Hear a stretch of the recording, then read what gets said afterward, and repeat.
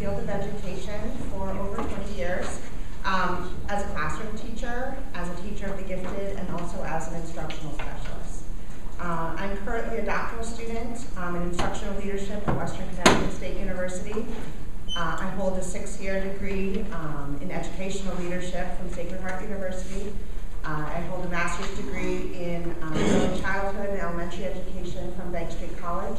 And I also hold an English bachelor's degree from Cornell University. I have certifications in Connecticut and New York, and I'm certified to work as an administrator and also as a teacher in the state of Connecticut, and I'm certified to work as a school building leader in the state of New York.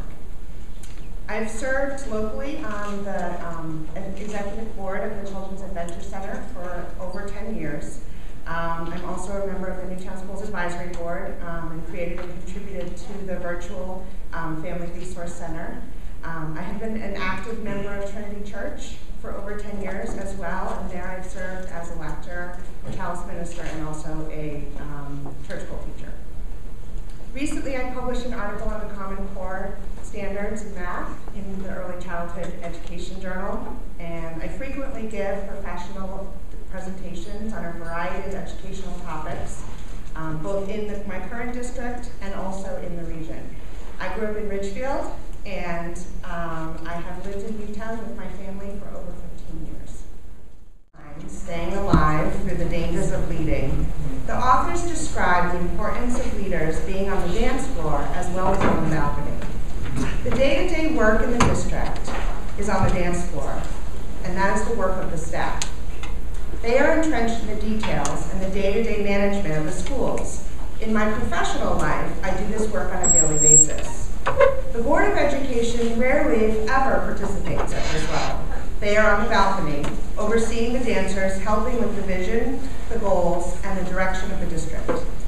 The Board of Education must have a razor-like focus on student achievement. If not, it will get distracted by the minutiae and miss the opportunity to lead the district forward. Because I have the professional background in educational leadership, I feel I'm uniquely qualified to serve on the Board of Education. An example of how I'm able to use my professional skills to serve as a Board of Education member is recently, I took the results of the Special Education Parent Survey and compiled a table for the Board of Education with the state data in relationship to the Newtown district data.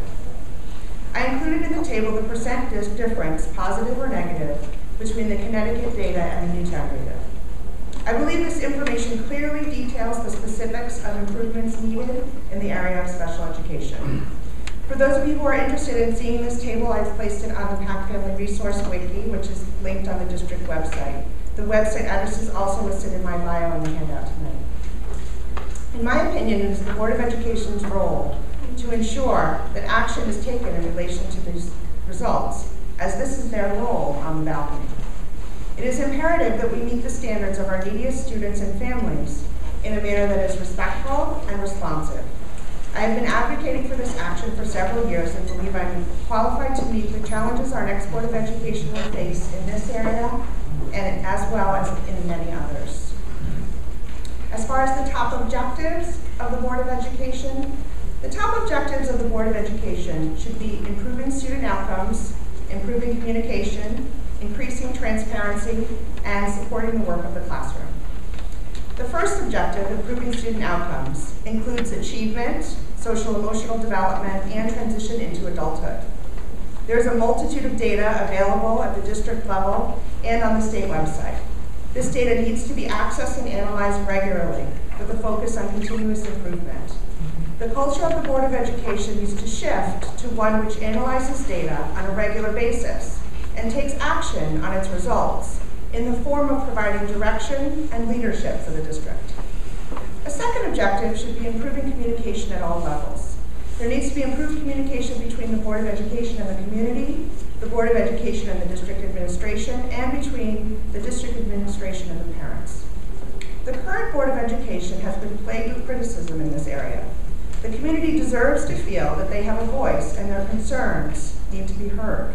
Communication requires not just speaking and writing, but also listening.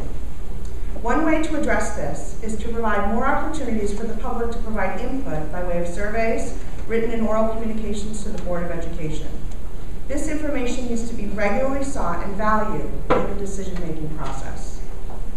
A third objective should be improving transparency. This is particularly evident in the budget process. The community needs to know how money is being spent and on what. The school district should reflect the values and the needs of the community and should be something that taxpayers are proud to support. This can only happen by increasing the amount of information the public is given with regard to the budget. This needs to happen both within object codes and between object codes. The Board of Education and the public needs a detailed accounting of the budget to better understand and support the mission of the district.